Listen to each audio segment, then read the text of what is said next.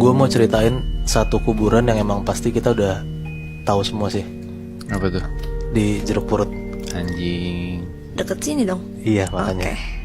Nah lo tau lah kalau misalnya di Jeruk Purut itu pasti sosok yang paling terkenal yang emang orang-orang tahu adalah Pastur Buntung kan. Yes, Pastor Kepala Buntung. Gue belum pernah dengar sih. Itu udah jadi kayak urban legend banget gitu loh Chef. Oke. Dan emang semua orang banyak banget yang ngeliat gitu. Ada sosok itu di sana. Oke. Dan tapi ternyata nggak cuma ada Pastur Kepala Buntung doang di sana. Oke. Karena ada sosok lain di sana dan penunggunya itu bisa dibilang kayak sering banget ngegangguin orang-orang di sana. Oke. Sama kayak cerita yang mau gue ceritain sekarang. Sama kayak cerita yang mau gue ceritain sekarang. Oke. Cerita ini dialamin sama temen gue sendiri. Gue samarin namanya ya. Nama temen gue ini Adisti. Jadi temen gue ini waktu sekitar tahun 2015an atau 16an gitu. Dia masih sekolah di SMA yang mana isinya tuh anak-anak cewek semua lah. Lo tahu kan pasti di mana. Iya. Nah gue juga baru tahu ternyata di sekolah itu tuh senioritasnya tinggi banget gitu loh. Jadi kalau misalnya lo kelas 1 udah dalam tanda kutip rada bertingkah, pasti senior lo tuh bakal ngegangguin lo dan kayak ngasih ospek lah buat lo gitu. Nah kebetulan si Adisti ini emang anaknya rada bodo amat dan dia cuek lah sama masalah senioritas kayak gitu. Jadi dia ngerokok di pekarangan sekolah di saat emang pas pulang sekolah.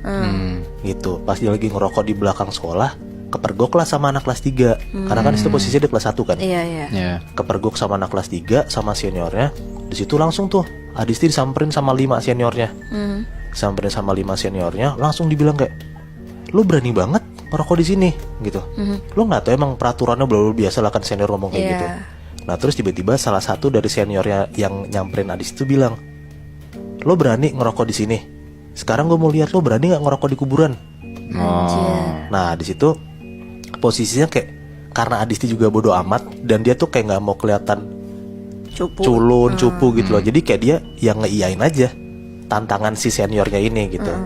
Nah udahlah tuh seniornya bilang kayak, "Ntar malam gue bakal jemput lo, kita akan ke Jeruk Purut ya." gitu.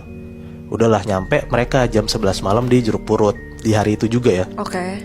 Nah terus seniornya bilang lah, "Lo turun dari mobil sekarang, lo nggak boleh keluar dari Jeruk Purut sampai lo ngabisin 4 bungkus rokok." 4 bungkus. 4 bungkus rokok. Jadi 4 bungkus rokok tuh dikasih sama seniornya gitu loh. Oke. Dan Adisti nggak boleh keluar sampai rokoknya tuh habis semua 4 bungkus. Anjing. Di situ posisinya udah jam 11 malam. Ya lo kebayang lah gimana kuburan malam-malam kan kayak sepi. Ya hawanya pasti nggak bisa dibohongin, ngeri kan. Gitu.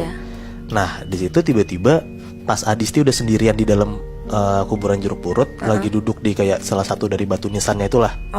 Ada kayak kunciannya gitu. Kuncian tuh. Kayak Kang Asep yang tadi lu ceritain. Iya. Nah tapi gue nggak tahu namanya siapa ya.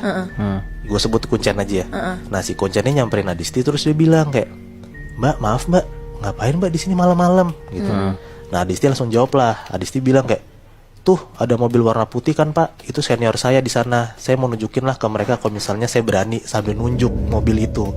Gitu. Nah di situ si kuncian ini bilang, "Ya udah mbak, kalau kayak gitu mbak permisi aja ya sama orang-orang di sini, penunggu di sini. Jangan macem-macem, jangan aneh-aneh gitu." Nah si Adisti bilang, "Iya pak, tenang aja, saya juga di sini cuman ngabisin 4 bungkus rokok doang, habis itu saya pulang kok." Itu nggak doang. Itu nggak cuma 4 bungkus, itu banyak banget. Iya tapi kan Adisti kan dalam tanda kutip songong gitu loh. Jadi kayak bodo amat aja kan. Nah tiba-tiba pas Adisti itu ngomong kayak gitu ke kunciannya nanya, "Mbak, tapi maaf sebelumnya mbak lagi nggak dapet kan?" gitu. Nah pas kunciannya nanya, di situ tuh Adisti ngeh kalau misalnya malam itu dia lagi dapet. Ya anjing. Kan nggak boleh kalau lagi dapat ke kuburan. Nah iya, tapi dia mikir kalau misalnya emang dia bilang, "Iya pak, saya lagi dapet," pasti diusir sama kunciannya kan. benar. Dan pasti bakal disalin sama seniornya. Kayak alasan aja lo nggak mungkin, kalau pasti takut bla bla segala macem lah. Sampai pada akhirnya si Adisti bilang ke kunciannya kalau misalnya, "Enggak pak, saya nggak dapet kok." gitu. Nah ya udah semenjak saat itu dia tuh selalu kepikiran sama pertanyaan kunciannya. Yang nanyain dapet atau iya, enggak? kayak kalau misalnya gue dapet, ya gue tahu gitu pasti akan ada sesuatu terjadi ke dia gitu kan. Nah makanya dari pertama tadi gue bilang dia tuh cuek, dia sotoy segala macem.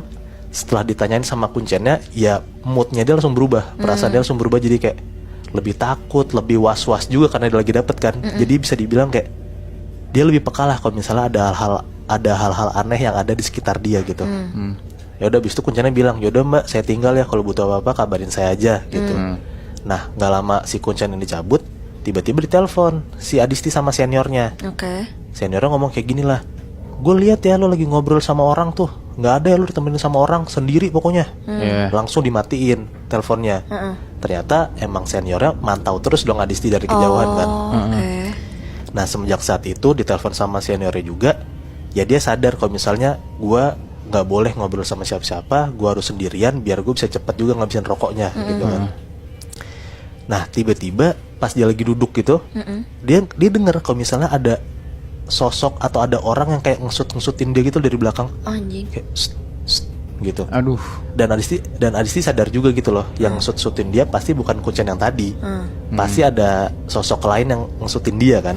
Oke. Nah di situ Adisti nyoba untuk kuat, nyoba untuk ya udah Bismillah lah, semoga nggak terjadi apa-apa di dia gitu kan. Walaupun nggak bisa dibohongin, apa sih dia takut lah Iya. sendirian, terus dia denger ada orang ngesut-sutin kan. Iya benar. Nah sampai pada puncaknya di depan mata Adisti tuh kayak ada satu pohon gede gitu. Oke. Nah tapi gue posisinya bener-bener nggak tahu letak pohon ini tuh di jeruk purut yang bagian mana, gue nggak tahu ya. Pokoknya ada satu pohon gede di depan mata Adisti, dan dia ngelihat kalau misalnya tuh di dahan pohonnya di atas gitu, dahan pohonnya tuh kayak gerak-gerak sendiri gitu loh, gitu. Nah pas Adisti tuh kayak ngejelasin pandangan dia kayak itu apa yang gerak-gerak gitu, dan ternyata Adisti sadar kalau misalnya dahan yang gerak-gerak itu tuh bukan gerak sendiri, bukan karena angin juga, tapi karena ada sesuatu di situ gitu loh. Nah makin diperhatiin, Adisti tuh makin ngeliat jelas gitu loh, apa yang sebenarnya ada di dahan itu. Ternyata yang Adisti lihat adalah ada sosok cewek, kakinya tuh ngegantung di atas dahan. Anjing. Jadi tuh kepalanya tuh kebalik gitu loh, Wah bangsat. karena Jadi ngegantung kayak kaki gitu, di atas, kepala di bawah. kaki di atas kepala di bawah. Sosok cewek itu ngayun-ngayun sampai rambutnya itu nyapu ke tanah. Anjing, berarti Bangsat. panjang banget. Itu yang Adisti lihat gitu, dan Adisti sadar apa yang ternyata Yang apa yang ngebuat dahan itu goyang gitu. Anjing. Nah di situ tuh Adisti takut banget, dia tuh coba buat merem, dia tuh bener-bener nggak mau ngeliat sama sekali sosok itu. Dan secara bersamaan dia tuh gengsi juga buat kabur minta tolong ke seniornya. Iya.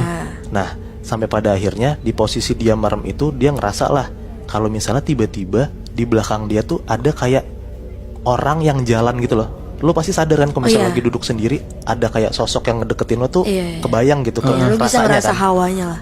Oh anjing. Nah tiba-tiba makin ngedeket si sosok ini, sampai Adisti tuh sadar gitu, sosok itu tuh udah ada persis di belakang badan dia. Dan ternyata Adisti sadar juga kalau misalnya sosok di belakang dia ini tangannya megang bahunya Adisti. Aduh. Nah lama banget, tangannya tuh lama banget, Diem dong tuh berarti. diem doang di pundaknya Adisti. Nah dia coba melekin mata dia coba nengok ke belakang untuk tahu siapa yang ada di belakang dia. Dan ternyata pas Adisti nengok ke belakang, ada cewek teriak kenceng banget kayak aduh gitu. Anjing. Nah pas diperhatiin ternyata itu tuh seniornya lagi pakai baju kuntilanak dan ngegangguin Adisti. Dia anjing, gak jelas banget anjing. senior. Nah di situ seniornya puas banget lah, abis ngejalin Adisti, ngetawain Adisti lah, dia kayak makanya lu jangan so berani, takut lu ngaku aja kan, segala macam lah tuh senior tuh ngerak-ngerakin Adisti lah. Nah abis itu seniornya cabut ninggalin Adisti. Nah di situ kan mereka berlima kan tadi gue bilang. Nah seniornya mereka berlima itu jalan mau masuk ke mobil. Nah pas mereka mau masuk mobil, ada salah satu senior Adisti tuh nengok ke Adisti ke belakang gitu. Di situ posisinya pas seniornya nengok ke Adisti, Adisti tuh masih duduk di batu nisan itu. Oh, di tempat yang sama. Masih di tempat yang sama. Seniornya teriakin lah, nggak usah nangis lo ya, kalau misalnya emang nggak berani ngomong aja. Gitu. Abis teriakin kayak gitu, mereka berlima masuk ke dalam mobil. Oke. Pas mereka mau cabut, baru banget nyalain mobil, tiba-tiba Adisti tuh nelpon seniornya. Ini nama seniornya gue samarin juga ya. Adisti tuh nelpon si Gladys, seniornya ini. Nah tiba-tiba pas Gladys itu ngangkat teleponnya Adisti langsung ngomong kayak, Kak Gladys, maaf banget, gue minta maaf banget, gue diem-diem kabur. Gue udah ada di taksi dan gue berusaha buat pulang aja lah karena gue udah takut banget, maafin gue. Anjing. Itu gue nggak berani.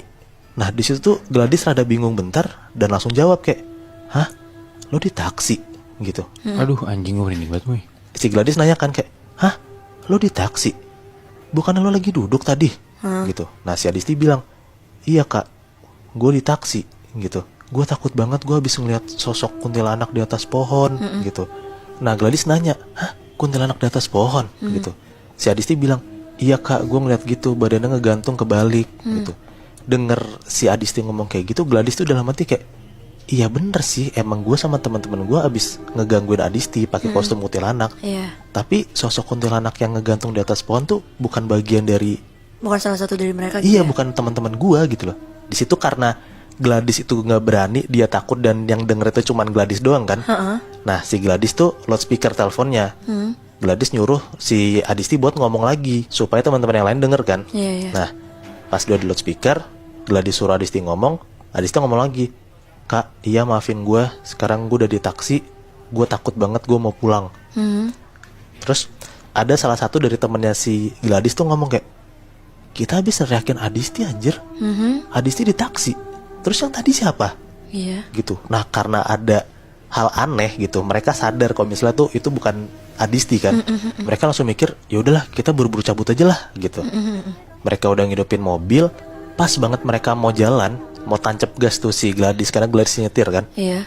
Mereka lihat di depan mobil dia, di depan mobil mereka tuh, ternyata ada sosok cewek pakai baju putih, rambutnya panjang banget sampai nyapu lantai, sambil si sosok ini tuh sambil jalan ngedeketin mobil sambil ngesisir-sisir rambutnya gitu loh. Anjing. Sambil megangin rambutnya pakai tangannya gitu. Dan sosok cewek ini tuh jalan makin lama makin ngedeketin mobil Gladys dan teman-temannya.